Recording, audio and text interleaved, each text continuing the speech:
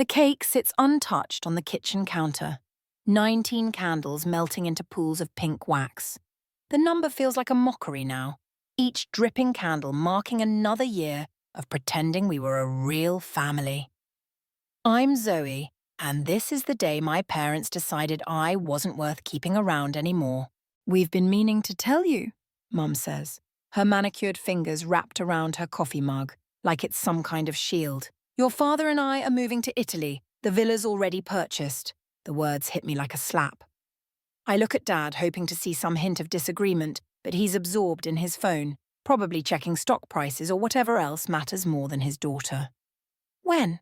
My voice comes out steadier than I feel. 2 weeks. Mum takes a careful sip of her coffee. We thought your birthday would be a good time to discuss the transition. Transition? I laugh, but it sounds wrong. Hollow. That's what we're calling abandonment now? Dad finally looks up. Don't be dramatic, Zoe. You're an adult now. It's time you learned independence. Independence? The word tastes bitter. Is that what you call kicking me out with no warning? We've set aside 3 months' rent for a starter apartment, Mum interjects, like she's offering some great gift. And your college tuition is already paid through graduation. The kitchen suddenly feels too small, too warm. The birthday banner they hung this morning, probably out of guilt, mocks me with its cheerful colours. How long have you been planning this? Neither answers immediately. Dad returns to his phone. Mum adjusts her perfectly pressed blouse, alas. 8 months, she finally admits. 8 months. While I was planning my courses, while I was telling them about my internship hopes, while I was trying to make them proud. They were planning their escape. The property values in Tuscany are excellent right now, Dad adds, as if that explains everything. It was a smart investment. A smart investment, I repeat. My fingers curl around the edge of the counter until my knuckles turn white. That's all this is about? Money? Of course not, Mum says, but her eyes drift away from mine. We've worked hard all our lives. We deserve this opportunity. And I deserve what? To be thrown away? Nobody's throwing you away, Dad sighs, the same tone he uses when explaining simple concepts to difficult clients. We're giving you an opportunity to grow. I look at the cake again. Mum probably ordered it from that expensive bakery downtown, thinking it would soften the blow. The inscription reads, "Happy birthday, Zoe," in perfect cursive. Everything in their world has to be perfect, controlled, planned. When were you going to tell me if I hadn't asked about summer plans? Mum's silence is answer enough. We should discuss the logistics, Dad says, pulling out his tablet. I've prepared a spreadsheet of suitable apartments within your budget. Stop. My voice cuts through his corporate efficiency. Just stop pretending this is normal. Zoe, Mum starts, but I cut her off. No, you don't get to Zoe me right now. You've had 8 months to be parents, to actually talk to me. Instead, you planned your perfect escape while I was sitting right here, thinking we were family. I grab my bag from the chair, needing to move, to breathe, to be anywhere but here. The cake catches my eye again and something snaps inside me. Before I can think, I sweep it off the counter. It hits the floor with a satisfying splat, pink frosting spreading like blood across the pristine tiles. Mum gasps. Dad finally puts down his phone. That was completely unnecessary, he says, his voice tight with disapproval. I head for the door, pausing only to look back at them one last time. They sit there, perfectly composed in their perfect kitchen, probably already calculating the cost of cleaning the carpet. You're right, I say, my voice eerily calm. It was unnecessary. Just like having a daughter, apparently. The door closes behind me with a soft click, but in my mind, it sounds like a gunshot. They think they're teaching me independence, but what they've really taught me is that everything has a price, and someday they'll pay theirs. Lily's dorm room feels like a refuge, but even here, memories of my parents' calculated betrayal seep through the cracks. I sit cross-legged on her floor, surrounded by the mess of half-packed boxes I'd hastily grabbed from home. They can't just do this, Lily says, folding one of my sweaters with precise movements that remind me too much of Mom. There have to be laws or something. I pull up my phone, scrolling through old family photos. They planned everything perfectly, always do. Each image shows the same pattern. Mum and Dad, perfectly posed, me orbiting their carefully constructed world like a distant satellite. Look at this. I show her a photo from last Christmas. Mum's hand rests on my shoulder, but her body angles away, already turning toward her next important engagement. Dad stands apart, checking his watch. Maybe they'll change their minds, Lily offers, but her voice lacks conviction. My bitter laugh surprises us both. They've already listed the house. What? How do you know? I pull up the real estate listing on my phone. The photos show our home stripped of personality, staged for maximum market appeal. My room, once covered in concert posters and photography projects, is now an elegant home office. They'd been transforming it while I was at classes. A notification pops up. Aunt Darren has posted something. I click it automatically, then freeze. What is it? Lily leans over. The photo shows Mum and Dad at some charity gala 6 months ago. But it's not them that catches my attention. It's the man standing too close to Mum, his hand possessively at her waist. The caption reads, "Congratulations to Karen and Tom on their new venture. Italy won't know what hit it." Who's Tom? Lily asks. My fingers tighten around the phone. Exactly. I dive deeper into Darren's social media, finding more photos, more evidence. Tom appears in business meetings, at social events, always near Mum. Dad's there too, seemingly oblivious, or complicit. Call your aunt, Lily suggests. Maybe she can explain. I dial Darren's number, but it goes straight to voicemail. Of course it does. She's always been Mum's shadow, keeping their secrets. My phone buzzes with a text from Dad. The realtor needs access tomorrow. Please have your remaining belongings out by noon. Remaining belongings? I read aloud. Like I'm just another asset to liquidate. Lily starts to respond, but I'm already moving, pulling up banking apps on my phone. My college fund, the one they're so proud of providing, I need to know it's real that they haven't liquidated that too. The numbers are there, seemingly solid. But something catches my eye. A linked account I've never seen before. I click through using Mum's predictable password pattern. Holy shit, I breathe. What? There's another property, in Tom's name, but Mum's been making the payments. For a year. Lily's eyes widen. You think? They're not just moving to Italy, I say, the pieces clicking into place. They're running away. From something, or to something. I pull up Tom's profile, start digging deeper. His company, his connections, his history with my parents. Each detail adds another layer to their betrayal. Maybe you should let it go, Lily suggests gently. Focus on setting up your own life instead. I look at her. Really look at her, and realize she can't understand. She comes from a family that hangs artwork on the fridge, that argues loudly but loves louder. She's never had to decode affection from spreadsheets and investment portfolios. They've been planning this for over a year, I say, my voice steady. Every holiday, every conversation, every family dinner. It was all just running out the clock until they could disappear. My phone buzzes again. Mom this time. We've transferred the first month's rent to your account. The apartment complex has excellent security and is close to campus. Very practical. Practical. Their favorite word. Everything in their world has to make practical sense. I stand up, sudden energy coursing through me. I need your laptop. Why? Because my parents think they've planned everything perfectly. I grab her computer, start typing. But they forgot something important. What's that? I look up. And for the first time since my birthday, I smile. They taught me too well. About investments, about planning, about finding people's weak spots. I turn the screen to show her Tom's company records. And now I'm going to put those lessons to good use.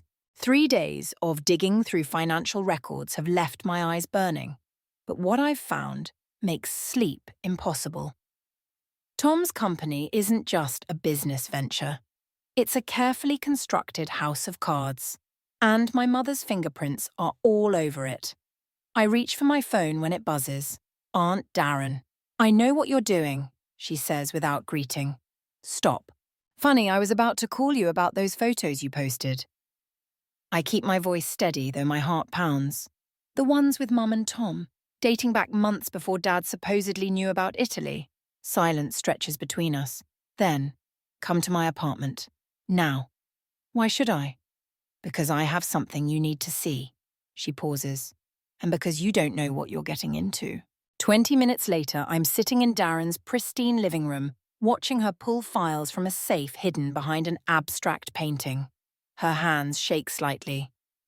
Your mother thinks she's clever, Darren says, spreading documents across her coffee table. She thinks nobody notices the patterns. I pick up a photo. Mum and Tom at a restaurant I don't recognize, looking intimate. The timestamp shows last year. Dad knows, doesn't he? I ask. Darren's laugh is harsh. Your father's been orchestrating the whole thing. The move to Italy isn't just about lifestyle changes. They're running. From what? She hands me a USB drive. From this. Financial records, offshore accounts, shell companies. Tom's not just your mother's lover, he's their fixer, has been for years. My laptop feels heavy as I plug in the drive. Numbers scroll across the screen. Transactions, transfers, patterns that make my business classes seem like child's play. They're embezzling, I breathe. Worse.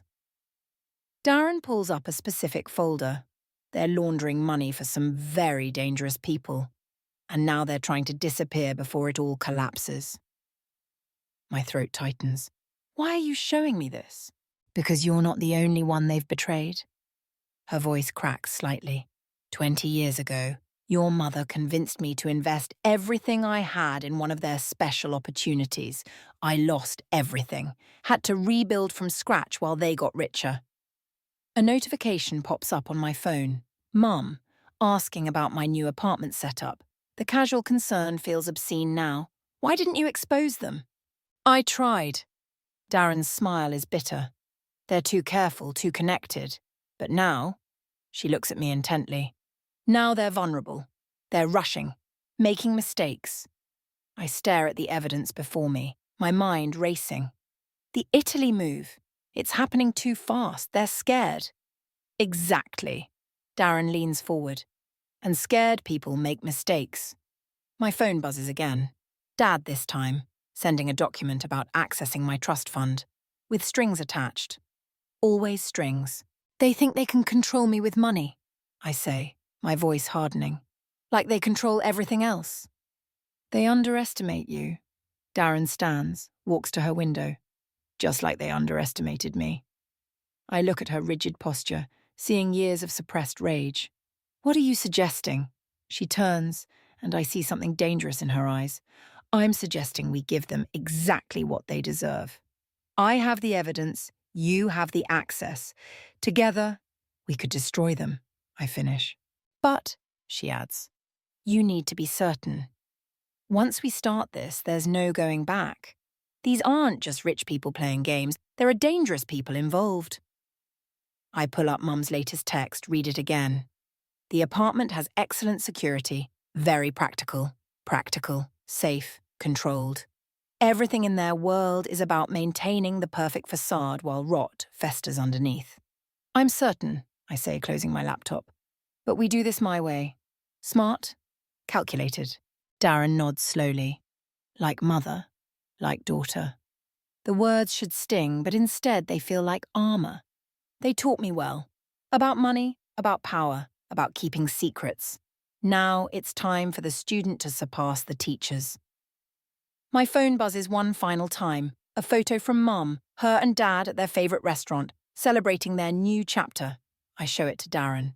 They think they're writing the ending to this story. She smiles, cold and sharp. Let's show them how wrong they are. The flash drive from Darren weighs heavy in my pocket as I sit across from Lily in the campus coffee shop. She hasn't stopped watching me since I arrived, her concern as obvious as the untouched latte between us. You look like you haven't slept in days, she says. I haven't, but that's not what matters. I need to show you something.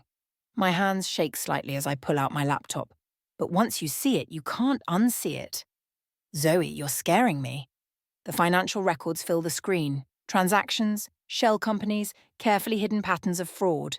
Lily's eyes widen as she scrolls through the documents. These are your parents? And Tom's. His name tastes bitter. They've been building this for years. Every family vacation, every missed birthday, every time they were too busy, they were building their escape route. A notification pops up. An email from Mum about their farewell party next week. The perfect opportunity to say goodbye to their perfect life. Have you considered? Lily hesitates. Maybe they were trying to protect you by keeping you away from this. The suggestion hits harder than expected.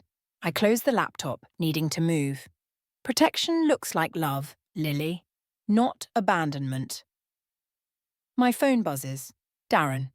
Meeting in 30. Bring everything. I have to go, I say, standing. Wait. Lily grabs my arm. Whatever you're planning, remember who you are. Don't let them turn you into something you're not. Her words follow me to Darren's apartment, where I find her pacing, phone pressed to her ear. It's happening faster than we thought, she says as I enter. They're accelerating their timeline. The house sale closes tomorrow. Tomorrow? But they said... They lie, Zoe. It's what they do. She pulls up new documents on her computer. Tom's company is transferring massive amounts offshore. They're not just running. They're burning everything behind them. My hands curl into fists, including me. We have to move now. Darren's voice carries an edge I've never heard before. I have a contact at the Securities and Exchange Commission. One anonymous tip with the right evidence. No. The word surprises us both. That's too clean. Too quick. Zoe. They spent 19 years teaching me about consequences, about careful planning, about making smart investments. I pull out my own laptop. So let's give them a return on their investment. I show her what I've found, weak points in their corporate structure, vulnerabilities in their perfect facade, places where a carefully placed piece of information could trigger an avalanche. It's risky, Darren warns, if they trace it back to us. My phone lights up with a text from Dad. The movers need access to your old room tomorrow. Please confirm you've removed all personal items. Personal items? Like I'm just another possession to be catalogued and discarded. They won't, I say, my voice steady, because they taught me too well about covering tracks. Darren studies me for a long moment. You're different than I expected, colder. I learned from the best. My phone buzzes again. Mum this time, with photos of their new villa in Italy, the perfect escape, the perfect life, without me. There's something else you should know, Darren says quietly. She pulls out another file. About Tom. He's not just their fixer. He's been working with people who handle problems permanently. The implications sink in slowly. You think they'd... I think they're capable of anything to protect themselves. She meets my eyes. Are you sure you want to do this? Once we start, I open Mum's photo again. Study their smiling faces, perfect poses, perfect clothes, perfect lies. Then I open my laptop and start typing. They wanted me to learn about consequences, I say, fingers moving across the keyboard, about making smart choices, about protecting what matters. The first piece of evidence goes out. Anonymous, untraceable, perfectly timed to land just as their house sale closes. So let's show them exactly how well I learned their lessons. Darren watches the screen, her expression unreadable. There's no going back from this.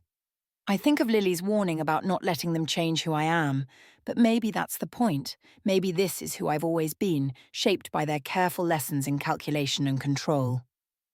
Good, I say, and press send on the second file, because neither are they.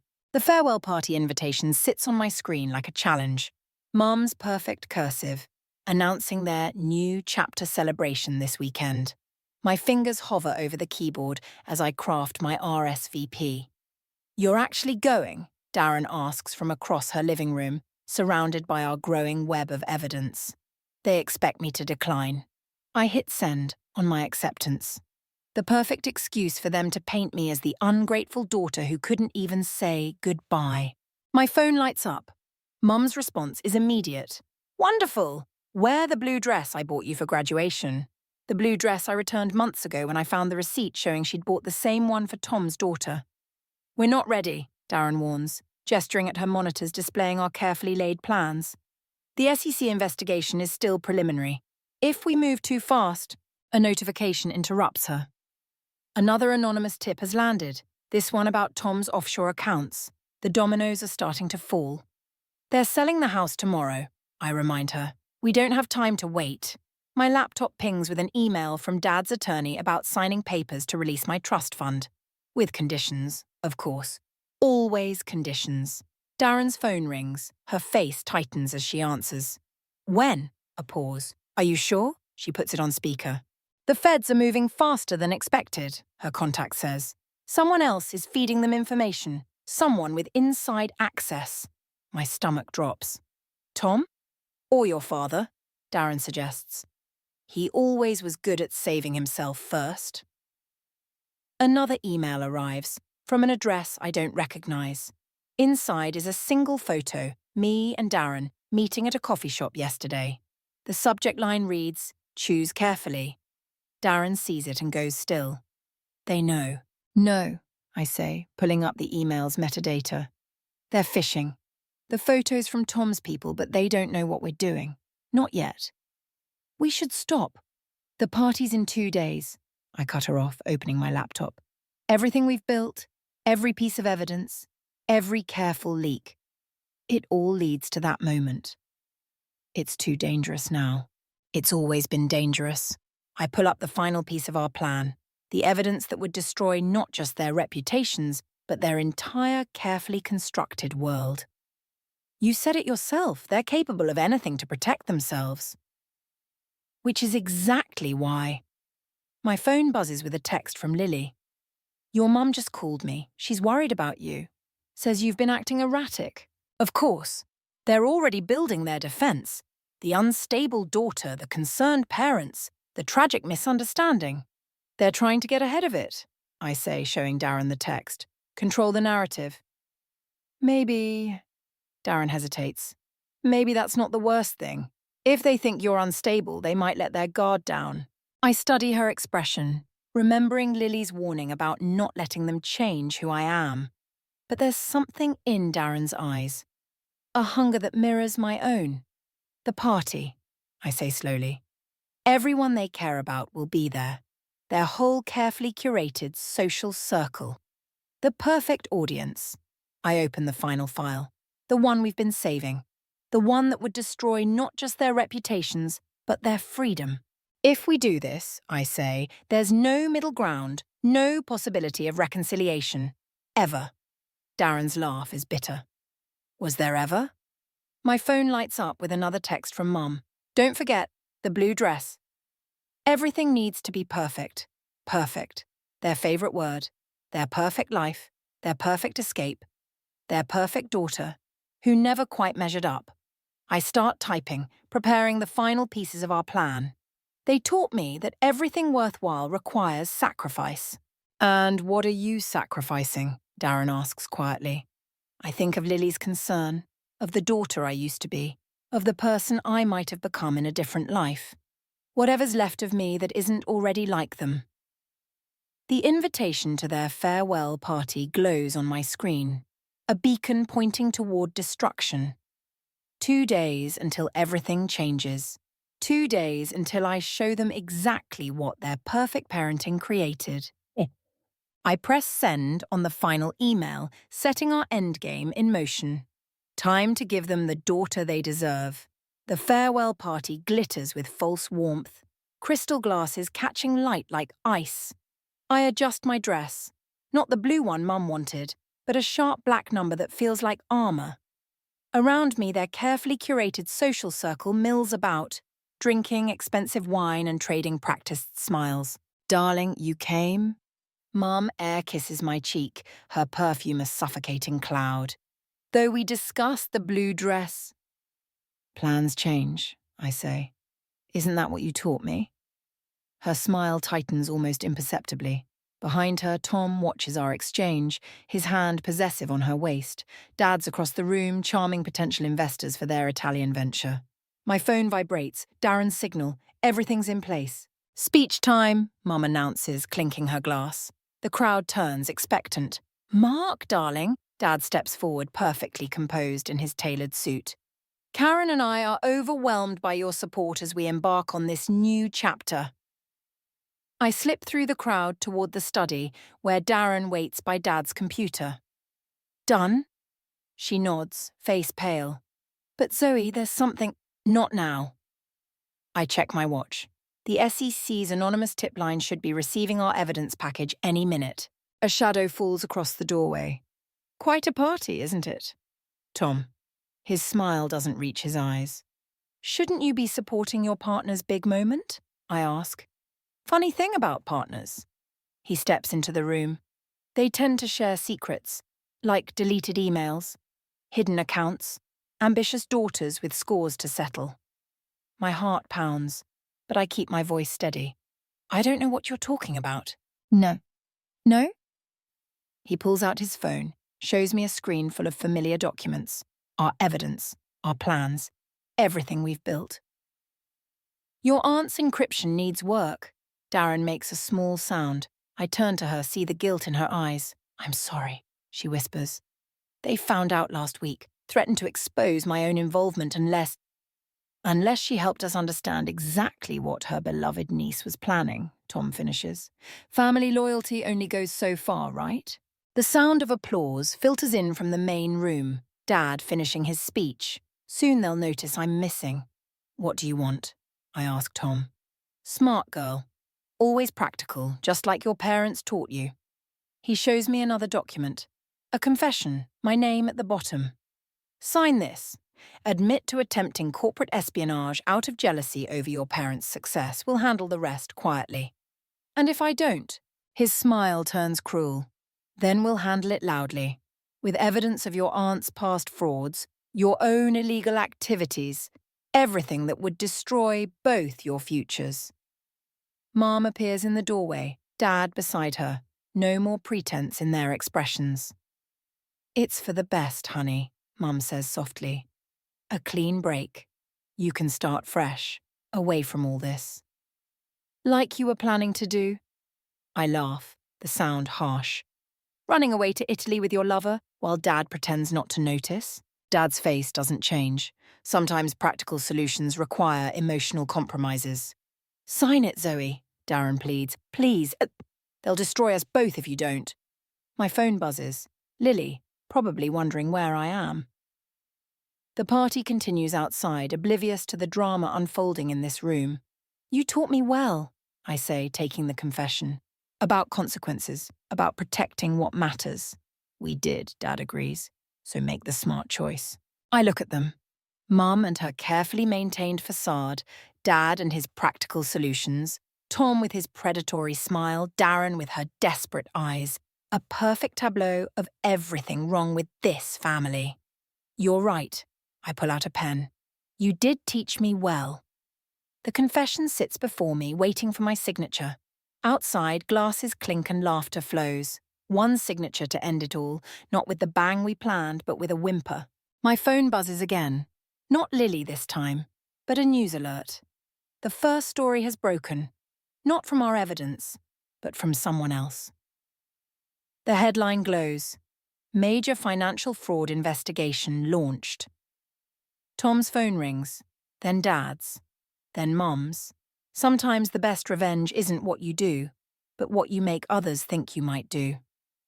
I look up at their suddenly panicked faces and smile. Shall we rejoin the party? I believe you were telling everyone about fresh starts. The party dissolves into chaos as phones light up across the room. News alerts ping like warning bells, each one driving another nail into my parents' perfect facade.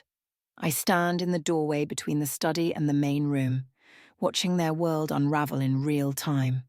What did you do? Tom's voice carries an edge of panic now. He grabs my arm, fingers digging in. This wasn't part of your evidence. No, I agree, pulling free. It wasn't. Mum's face has gone pale as she scrolls through her phone. The offshore accounts, everything's frozen. Impossible, Dad snaps, but his hands shake as he tries to access their banking app. We had safeguards. Like the ones you used to hide Tom's connection to the Russian investors? I ask quietly. The room goes still. Or the ones covering up Mum's affair for the past 2 years? Darren steps forward. Zoe, please, don't. I turn to her. You chose your side, again. The party guests are starting to notice something's wrong. Whispers spread like smoke through the room. Mum's carefully orchestrated farewell is crumbling around us. We can fix this, Tom says, his charm turning desperate. There are still ways, like you fixed it 20 years ago? I pull up an old news article on my phone. When another young woman threatened to expose your schemes? Before she conveniently disappeared. The colour drains from his face. Behind him, Mum's eyes widen with genuine fear for the first time. You didn't know? I ask her. So much for trust between partners. Dad steps forward, practical as ever. Whatever you think you're doing, stop. We're still your parents. No. The word cuts through the room. You're just people who taught me how to destroy things efficiently. More phones buzz. The second wave of revelations hits. Internal emails, bank transfers, evidence of years of careful manipulation and fraud. Not from me or Darren, but from someone else. Someone who's been waiting for this moment. Karen. Tom's voice carries a warning. We need to leave now. But Mum's frozen, staring at her phone, at a message I know just arrived from her sister. Her real sister, not the one who betrayed me tonight. Hello, little sister, Aunt Sarah says from the doorway. I haven't seen her in 15 years, not since Mum and Dad drove her away. Miss me? The pieces click into place for everyone at once. Sarah, the forgotten sister, the one they destroyed to build their perfect life, the one who spent years gathering evidence, waiting for the right moment, the moment I gave her with this party. You, Darren breathes, understanding dawning on her face. You were never working alone. I learned from the best, I say, looking at my parents, about patience, about planning, about finding the right leverage. Police sirens wail in the distance, growing closer. Tom moves toward the back door, but party guests block his path. Phones recording everything now. No clean escape, no practical solution. Why? Mum asks, her voice small. We gave you everything. No. I step closer, close enough to see the fear in her eyes. You gave me lessons about control, about power, about how love is just another transaction. The sirens are right outside now. Sarah moves to stand beside me, her presence solid and real. The aunt who's been helping me plan this for months, ever since I found her hidden messages in my college acceptance letter. The difference is, I continue, as red and blue lights flash through the windows, I learned those lessons better than you expected. Dad makes one last attempt. Whatever they're offering you, we can double it, triple it. We're still family. Family? Sarah laughs. Family doesn't destroy each other for profit. But you never understood that, did you? The front door bursts open. Federal agents flood in, badges gleaming. Tom runs but doesn't make it 3 steps. Mum crumples into a chair, her perfect makeup finally cracking. Dad stands frozen, watching his practical world dissolve. I feel Sarah's hand on my shoulder as the agents read rights and snap handcuffs. Ready to go? I look at my family one last time, Mum's tears, Dad's resignation, Darren's betrayal, Tom's fury. The perfect portrait of everything they taught me not to be. Yes, I say, turning away from the wreckage. I'm done with these lessons. The courtroom empties slowly, a trickle of reporters and spectators filing out after the sentencing. I remain seated, watching my parents being led away in handcuffs. Mum doesn't look back.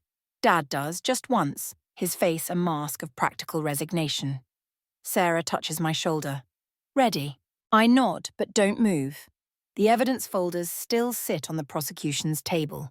15 years of fraud, manipulation, and carefully hidden crimes.